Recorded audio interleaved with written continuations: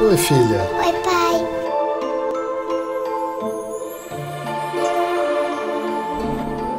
Pai, o que é aquecimento global? É que o nosso planeta tá ficando mais quente. Por quê? Por causa da poluição.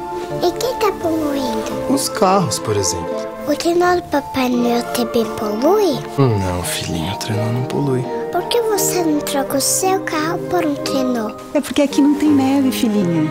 No Polo Norte tem, né, pai? Ah, lá onde o Papai Noel mora tem muita neve. E não vai derreter com aquecimento global? Preserve o espírito do Natal e a natureza também.